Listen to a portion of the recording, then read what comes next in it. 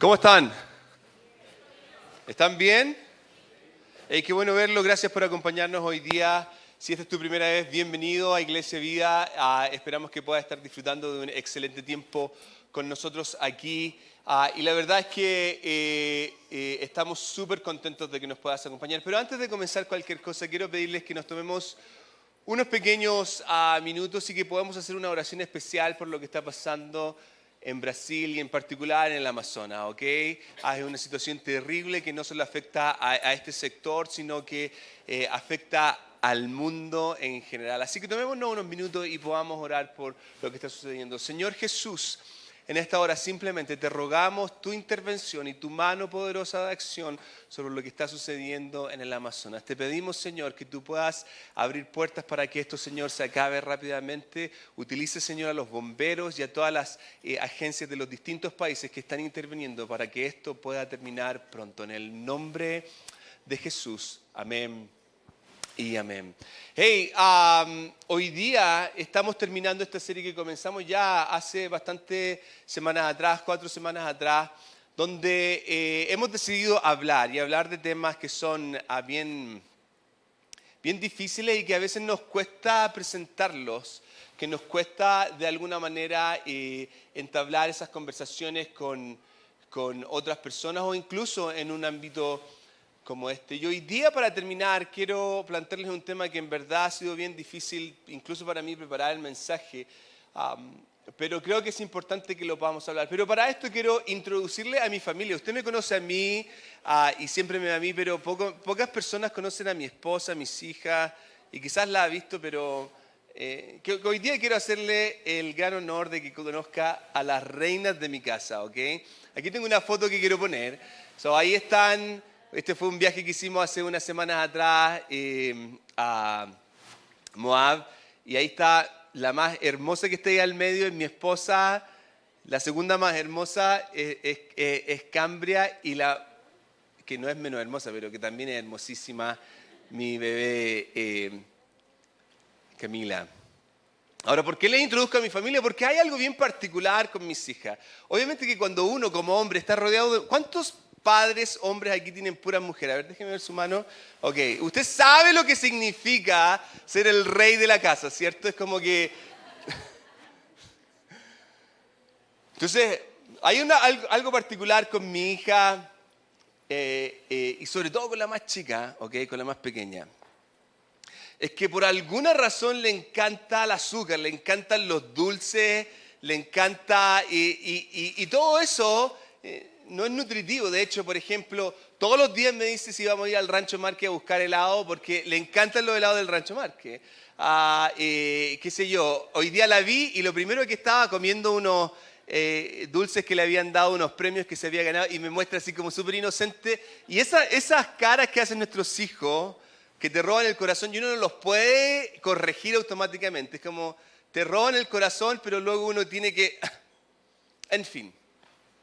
Mi punto es que dentro de todo esto y en base a toda esta circunstancia, yo trato de enseñarle y trato de decirle que el azúcar no es un alimento, que ella tiene que comer vegetales, que ella tiene que comer sus verduras, ¿ya? Pero por alguna razón, no sé si le pasa, ¿cuántos padres entienden lo que sucede aquí con...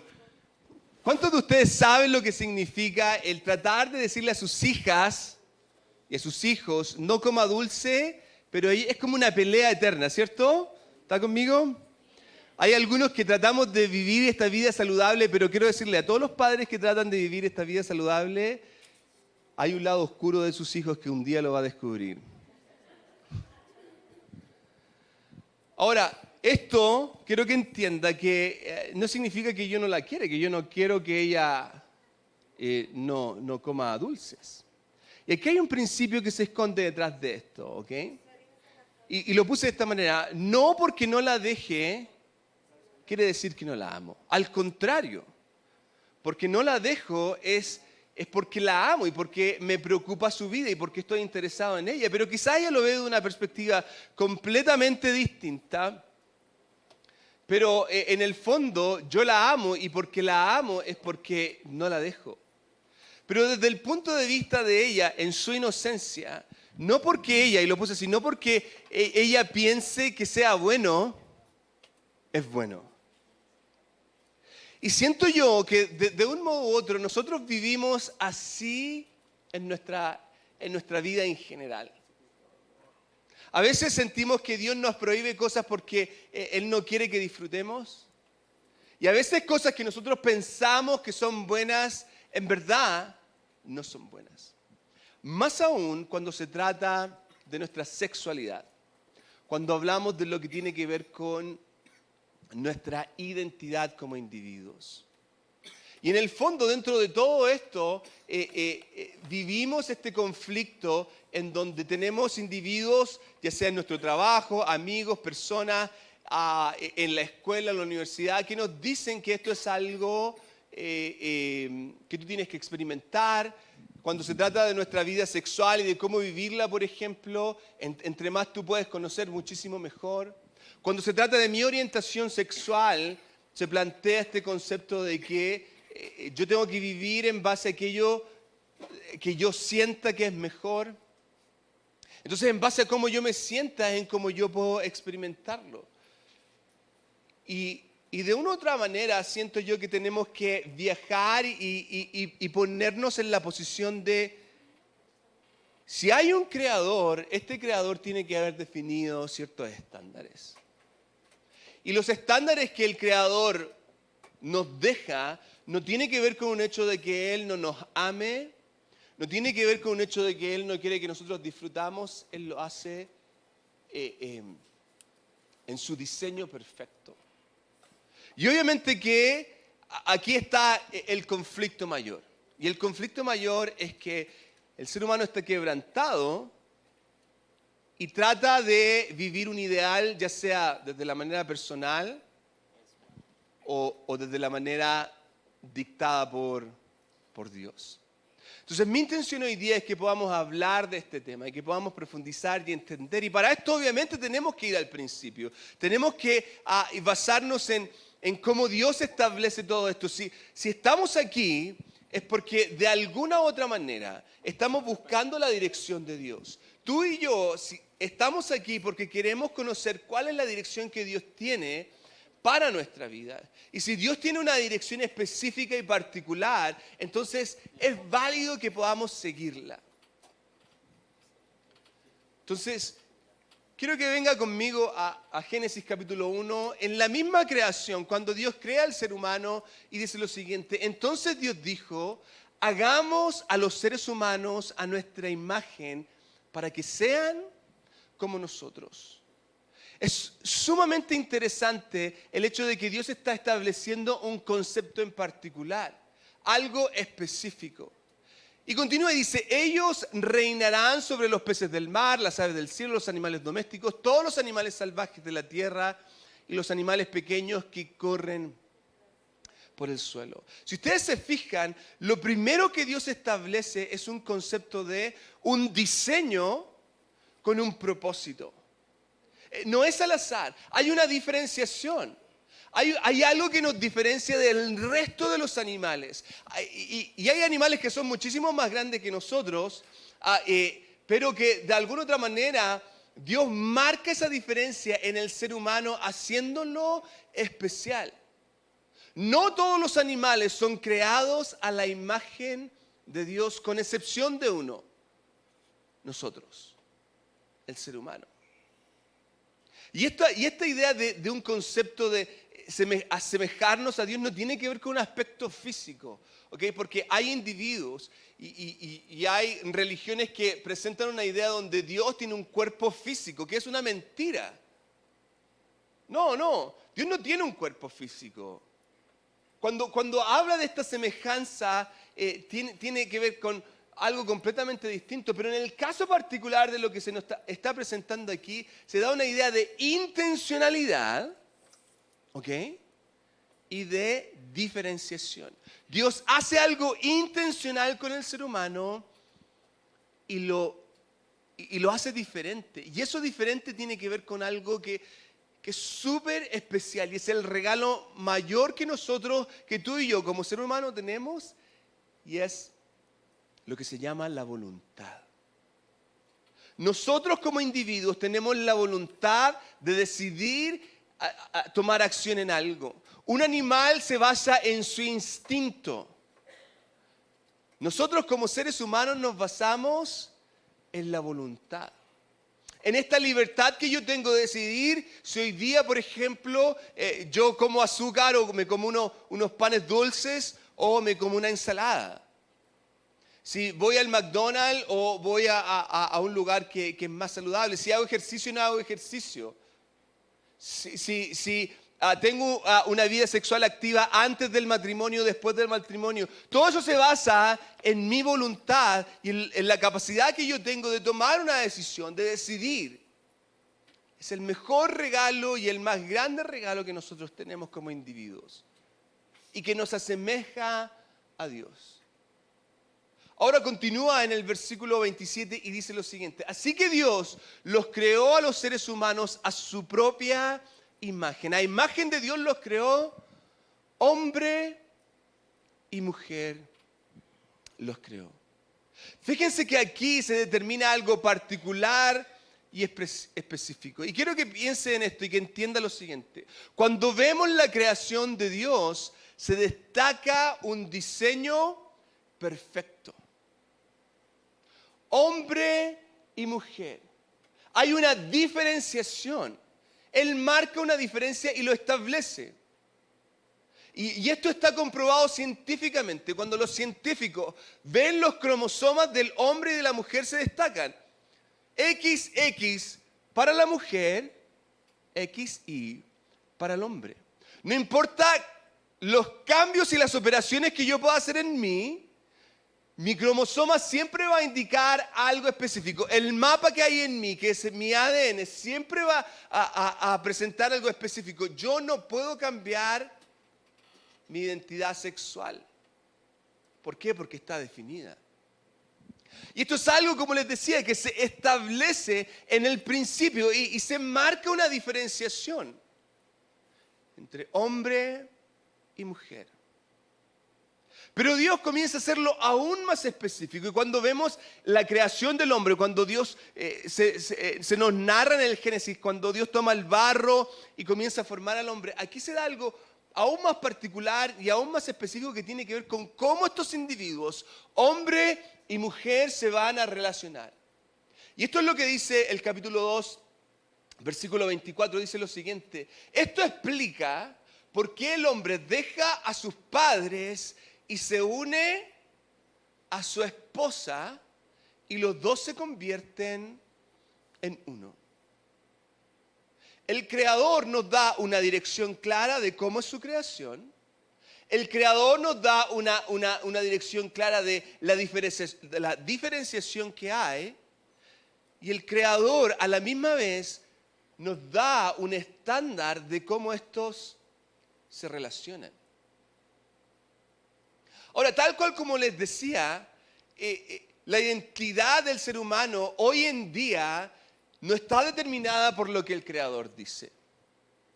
La identidad del individuo hoy en día, y sobre todo lo que tiene que ver con su posición sexual, se ha hecho algo político, algo social, algo cultural.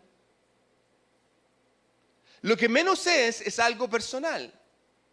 Es algo que entre más tú lo expones, mayor reconocimiento es. Hay un chico que tiene un programa de televisión que se llama I'm Jess. No sé si lo han visto en TLC.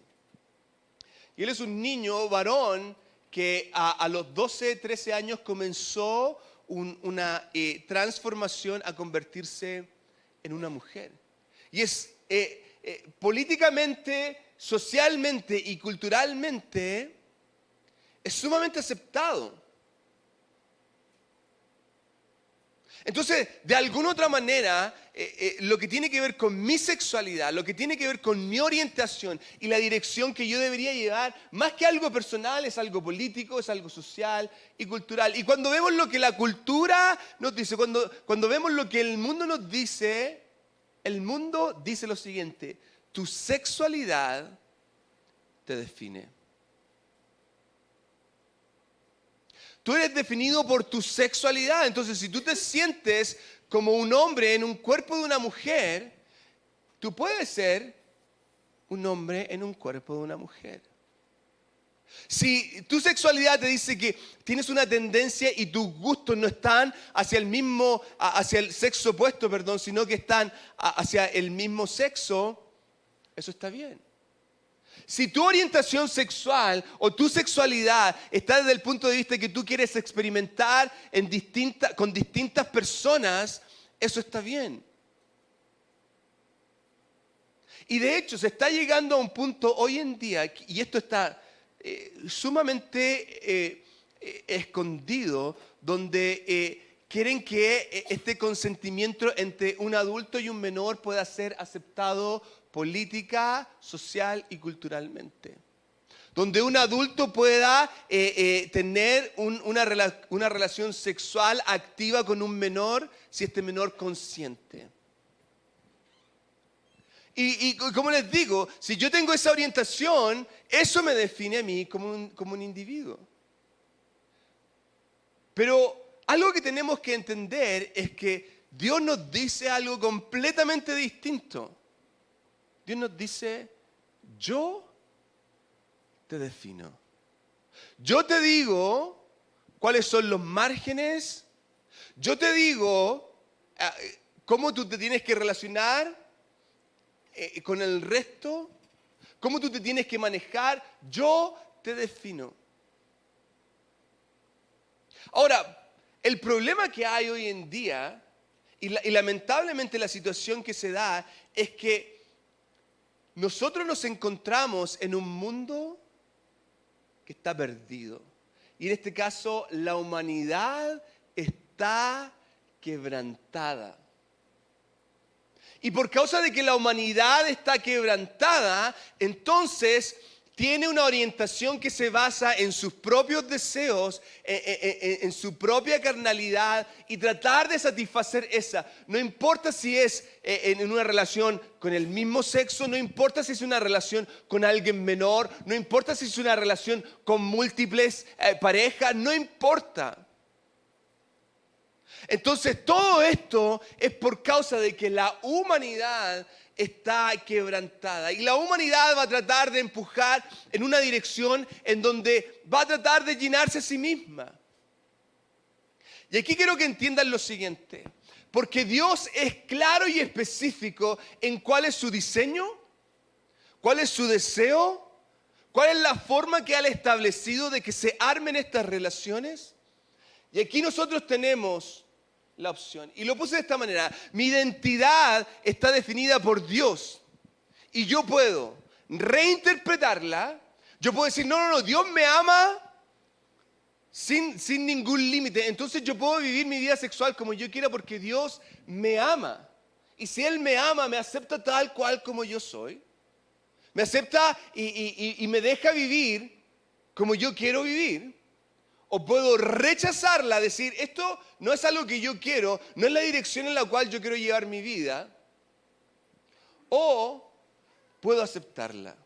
Pero quiero que entienda lo siguiente, cada una de ellas tiene una consecuencia para mi vida. Si yo reinterpreto, voy a vivir un concepto falso de lo que Dios define de mí. Si yo lo rechazo, voy a tener consecuencias en mi vida en particular. Y si yo lo acepto, voy a tener consecuencias. Porque si lo acepto, tengo que hacer cambios. No puedo seguir y continuar de la misma manera. Ahora, como les digo, el mundo nos plantea algo completamente distinto. El mundo empuja su agenda para que nosotros vivamos acorde a lo que el mundo establece. Utiliza presión, utiliza algo normal. Hoy en día, por ejemplo, en los programas de televisión, cosas que antes jamás se veían en la televisión, hombres relacionándose con hombres de manera completamente abierta. Individuos viviendo relaciones con distintas parejas. Por ejemplo, había un programa de televisión que se llama Friends, donde los dos protagonistas de este programa, dos de ellos eran adictos a la pornografía y era algo chistoso. Porque de alguna otra manera la sociedad lo que hace es empujar su agenda para hacerlo completamente normal y aceptable. Ahora, el mundo va a tratar de empujar su ideología hacia nosotros. El problema es que nosotros jugamos este juego de decir, bueno, si los políticos lo están aceptando, si esto es algo que se está enseñando ya en la escuela, entonces tiene que ser algo normal. No creo que sea tan malo que nosotros aceptemos esta idea de que un hombre quiera relacionarse con un hombre. No creo que sea tan malo este hecho de que una mujer que se siente atrapada en el cuerpo de un hombre quiera ser mujer. Y más aún cuando vemos cosas aberrantes como que un individuo quiera tener sexo con un animal. Que una persona de 40, 50 años se sienta atrapado en un cuerpo de un adulto cuando él es un niño inocente o ella es una niña inocente. Estos simplemente son muestras del quebrantamiento que existe en la humanidad. Más aún, Jesús lo dijo de la siguiente manera en Mateo 15, versículo 19. Jesús dice, pues del corazón salen los malos pensamientos, el asesinato, el adulterio, toda inmoralidad sexual, el robo, la mentira y la calumnia. Entonces hoy día mi intención es que seamos capaces de hablar de un tema que es duro, que es heavy, que es complejo, que tiene que ver con esta identidad sexual, que tiene que ver con la homosexualidad, que tiene que ver con las personas que se sienten atrapadas en una identidad sexual que no es la que ellos sienten que es la correcta. Y lo primero que nosotros tenemos que entender, obviamente, es que hay un diseño. Y cuando yo me alejo de ese diseño, eso trae conflictos y trae problemas a mi vida. No importa si yo soy un heterosexual que vive una vida completamente abierta y sexual con distintas mujeres o hombres, no importa la posición que sea. No importa si soy un homosexual que está teniendo una relación completamente particular con un individuo, si soy una mujer que tiene una atracción a otra mujer y tengo una relación. Si yo me alejo del patrón establecido, entonces voy a tener conflictos. Y aquí quiero que entienda lo siguiente, y lo voy a poner aquí, no porque la homosexualidad sea aceptado culturalmente, quiere decir que es correcto. Y yo sé que hoy día pueden haber algunos que están aquí, alguien que me está viendo, que está diciendo, bueno, pero ¿dónde está el amor del cristiano? De la misma manera que un padre a su hijo le dice que no, porque sabe que no es correcto, nosotros tenemos que mantener un estándar. El pecado no deja de ser pecado porque es aceptable. El adulterio no deja de ser un pecado porque sea aceptable. La fornicación no deja de ser un pecado porque hoy día sea algo común dentro de la sociedad. De la misma manera que la homosexualidad no deja de ser un pecado. Entonces aquí quiero tomar las palabras del apóstol Pablo donde él nos presenta el estándar a seguir, ¿ok? Y la carta a los romanos, que es la carta que quiero presentarles, en esta carta él plantea una serie de ideas increíbles. Es como que si él estuviera dibujando el panorama de lo que está sucediendo hoy en día, pero estaba sucediendo hace 2000 años atrás, en el tiempo en que él existía. Pero cuando él llega al capítulo 12, planteando un concepto a la gente que está escuchando este mensaje, él dice lo siguiente en el versículo 1.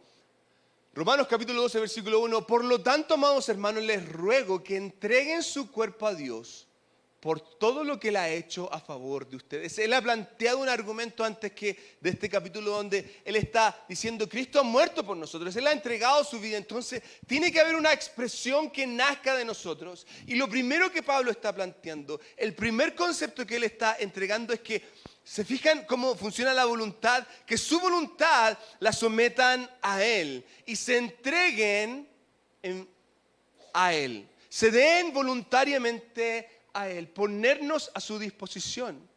Y continúa el versículo 1 y dice lo siguiente, que sea un sacrificio vivo y santo, la clase de sacrificio que a Él le agrada. Esa es la verdadera forma de adorarlo. Fíjense cómo se combina esta idea de voluntad con lo que tiene que ver con el sacrificio. El sacrificio dentro del concepto judío era cuando una persona traía una ofrenda voluntaria para que fuera quemada como expiación.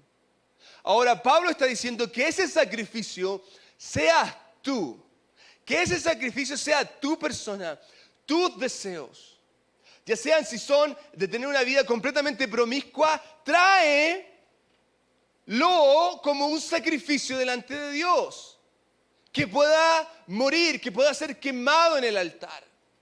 Si es una vida homosexual que atrae al mismo sexo, pónela en el altar, de manera voluntaria y no de manera obligatoria.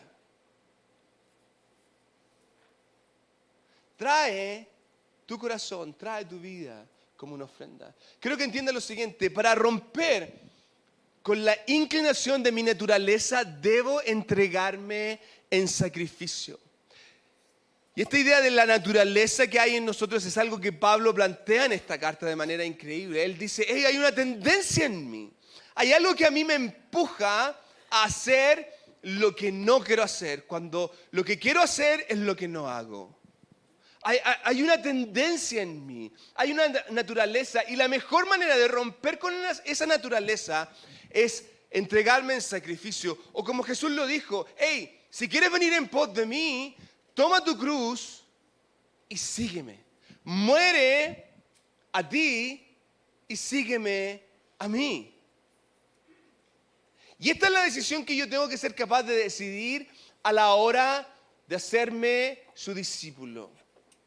Porque déjeme decirle, y esto es algo que yo he mencionado muchas veces, cualquiera hoy día se puede poner la camiseta de soy cristiano.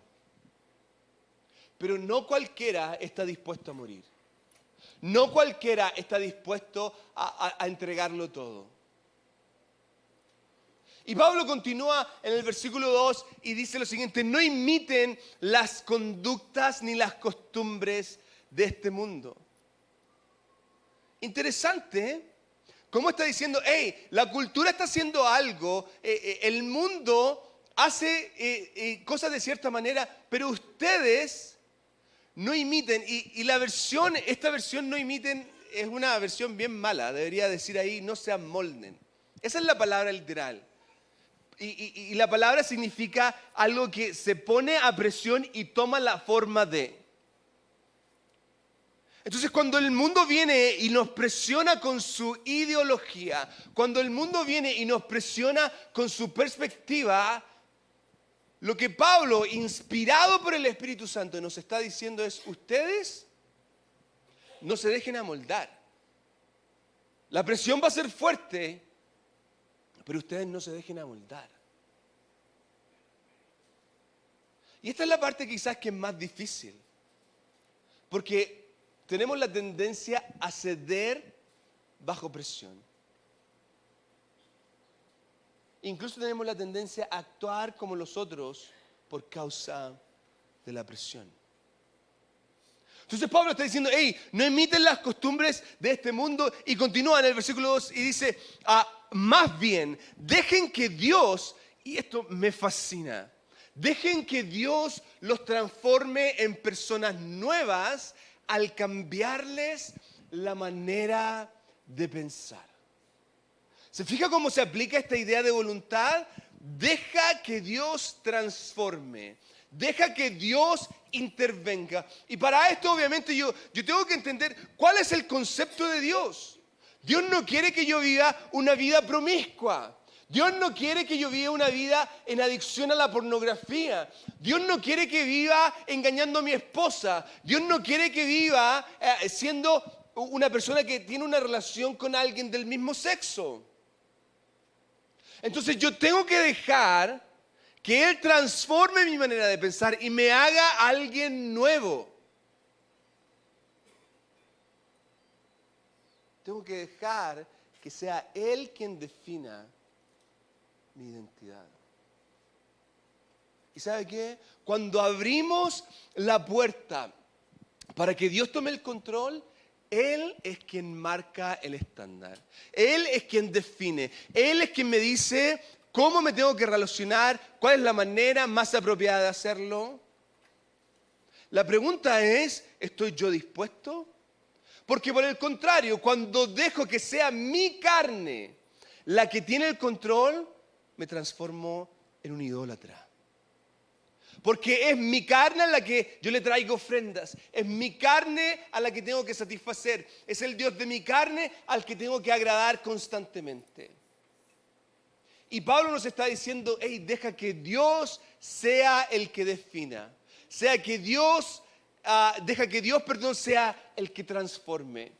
Y termina el versículo 2 diciendo lo siguiente: entonces aprenderán a conocer la voluntad de Dios para ustedes, la cual es buena, agradable y perfecta. Cuando dejo que Dios sea el que define, cuando dejo que Dios sea el que marque los estándares y no el mundo, no mis propios sentimientos. Yo he estado en conversaciones con matrimonios que me dicen cosas como, lo que pasa es que yo siento que... Esa es una frase sumamente egoísta. Lo que yo siento, lo que yo creo que es mejor. Pero no, tengo que dejar que Dios sea el que define, tengo que dejar que Dios sea, y entonces voy a poder conocer su voluntad, que es buena, agradable y perfecta. ¿Y sabe qué? Yo quiero estar en lo que es bueno, agradable y perfecto. Quiero que entienda lo siguiente: la solución para la homosexualidad no es el que se case con una persona del otro sexo. De hecho, la solución para la homosexualidad no está en que el homosexual deje de relacionarse con la persona del mismo sexo. La solución está en Cristo. Que la persona pueda tener un encuentro personal con el Salvador del universo. Y que eso sea lo que derrita el resto y cause la transformación que un individuo, cuando se encuentra con Cristo, tiene. Ahora aquí quiero plantearles algunas cosas que tenemos que considerar, ¿ok? Y lo voy a poner aquí. Cosas que tenemos que considerar, ¿ok? Satisfacer mi carne no es la respuesta a mi felicidad. Es una señal de idolatría. Jóvenes que están aquí, quiero decirte que el que quiera satisfacer tu carne no es la respuesta a la felicidad. Es una señal de idolatría. Tú puedes quizás estar teniendo una relación hoy día, personas que están casados o que son adultas, están teniendo una relación online. Satisfacer mi carnalidad no es la respuesta para mi felicidad, para tu felicidad. Otra cosa que tenemos que considerar es el hecho de que el conflicto de mi identidad sexual no es una señal que estoy mal. Es una señal de que necesito redención. Porque le tengo noticias, todos estamos ya mal. Ahora, si usted cree que está mejor que otro, allá usted. Yo todavía necesito constantemente, todos los días necesito redención. Mi conflicto de identidad sexual, o el problema de la homosexualidad, o el problema de esa persona promiscua, está en que necesita redención. Hay personas que son infelices porque no tienen pareja. ¿Sabe cómo se llama ese problema? Necesita redención.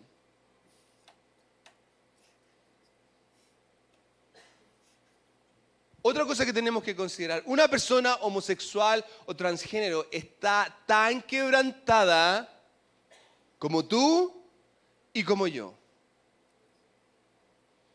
Este mensaje no iba a tener mucho amén. Yo sabía que íbamos a estar más callados, que iba a ser funeral, pero es bueno que lo hablemos.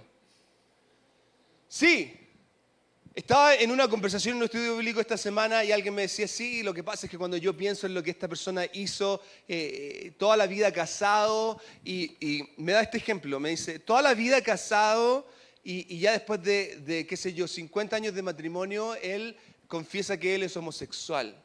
Yo no logro entender cómo algo así puede hacer un individuo. Y yo le digo, yo no logro entender cómo un individuo puede ser tan mentiroso.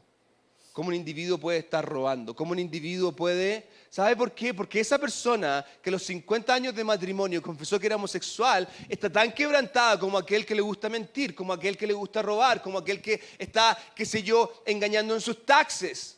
¿Cuál es la diferencia? Ninguna, porque ese individuo está tan quebrantado como el otro. Pero a nosotros nos gusta poner escalones, nos gusta sentirnos mejor que el otro. Y tal cual como dice ahí, la persona homosexual o transgénero está tan quebrantada como yo. Yo no soy mejor que ellos y ellos no son mejores que yo. Algo más que tenemos que considerar es que el dolor y la emoción de una persona homosexual o transgénero es sumamente real.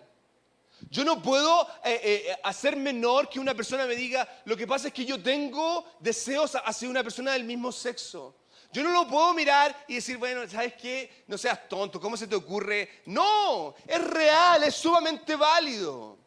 Como esa persona que se siente atrapada en el cuerpo incorrecto. Es válido, es real. Y a veces, quizás yo pongo prejuicio enfrente, pero mi intención es recordarle que es real. Algo más que tenemos que considerar es que la homosexualidad es un pecado. Y no importa cómo el mundo quiera definirlo, es un pecado y Dios quiere restaurar al pecador. Y es un pecado de la misma manera como el adulterio es un pecado, como la mentira es un pecado. Y Dios quiere restaurar al pecador. Ahora, algo más que necesito que hagamos. Que podamos ser capaces de reconocer las mentiras que el mundo nos dice. ¿Okay? Entonces aquí quiero plantearles mentiras que tenemos que hablar. ¿Okay? Entonces la primera es, los cristianos se caracterizan por su odio al maltrato al homosexual. ¿Cuántos cristianos usted conoce que tratan mal a los homosexuales? Pero esa es una idea que el mundo nos presenta, que nosotros en general presentamos odio.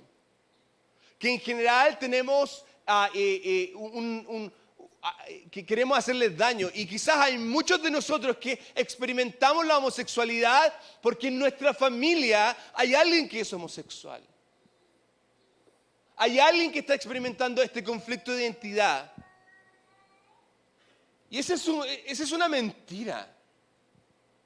Así que no deje que el mundo lo defina como que usted es alguien que odia. En segundo lugar, otra mentira es que una persona nace homosexual. Esa es una mentira que está comprobada científicamente. Y se lo voy a explicar con un ejemplo sumamente simple. ¿Okay? Cuando gemelos idénticos, ¿okay?, nacen, ellos son exactamente iguales en toda la área. Todo es igual, ¿ok? Entonces, si fuera algo que nacieran iguales, una persona que nace homosexual, los dos deberían ser homosexuales, pero en la mayoría de los casos se da que no es así. Entonces, no es que una persona nazca homosexual. Hay sucesos que se dan en el individuo que lo llevan a transformarse en una persona homosexual, que lo llevan a crear esos sentimientos. Leía un ejemplo esta semana de una psicóloga que analizaba el caso de un niño que a los, qué sé yo, 10 años se estaba declarando homosexual. Entonces, cuando comienzan a hacer el análisis del niño, se dan cuenta que padres que eran sumamente buenos, ningún conflicto entre ellos, el niño jamás había sido abusado, pero el problema que se había dado era que ellos tuvieron una hija, una niña que tenía problemas crónicos. Entonces, cuando esto se presenta, le dan cualquier cantidad de atención a esta niña. Entonces el niño en su inocencia crea este concepto: mis padres aman más a mi hermana y yo soy un niño. Entonces, para que ellos me amen a mí, yo tengo que ser como una niña. ¿Se fija? Y hay muchos conceptos ejemplos como ese que se dan por causa de abusos, por causa de ausencia de un padre, por causa de la ausencia de una madre, etcétera, etcétera, etcétera. Otra mentira que tenemos que hablar es que la vida homosexual es normal y saludable como la heterosexual, cosa que es una mentira. El más alto porcentaje de suicidios hoy en día se encuentra entre los transgéneros y los homosexuales. Muchísimo más alto que una persona heterosexual. La vida saludable es una mentira. Sufren de enfermedades crónicas, enfermedades sexuales. Muchas personas que han tenido una operación viven amargadas. ¿Por qué? Porque no pueden experimentar ni vivir su vida sexual activa por causa de las operaciones. No se han sanado completamente infecciones que incluso los llevan a la muerte. Entonces es una mentira que la vida homosexual y la vida transgénero es normal y saludable como la heterosexual. No es así. De la misma manera que es mentira que una persona que vive una vida promiscua es algo normal. ¿Por qué? Porque va a estar expuesto a muchísimas enfermedades sexuales. Y aquí está la parte que nos toca a nosotros, ¿ok? Porque ya planteamos cierta idea, hablamos de las cosas que son mentiras, pero por último, ¿cuál es el paso a seguir? ¿Ok? Y lo primero es, infórmate. Yo creo que el mayor pecado de nosotros los cristianos evangélicos es ignorancia. Se lo voy a repetir por si acaso. El mayor pecado de nosotros como cristianos evangélicos es que somos ignorantes a la hora de este tema. No nos informamos. Vivimos de tradiciones. Entonces el primer paso es que nos informemos. Que conozcamos, que leamos. Dios nos ha dado un cerebrito, úselo, porque hay algunos que ya está lleno de polvo el cerebro ahí. Use su cerebro, por favor, úselo. En segundo lugar, mantén un diálogo abierto con tus hijos o con tu familia. Es algo que tenemos que conversarlo. Yo sé que aquí hay muchas familias que tienen hijos jóvenes, hijos pequeños. Sus hijos van a escuchar de la homosexualidad. ¿Y de quién quiere usted que aprenda? ¿De sus compañeros en la escuela o de usted?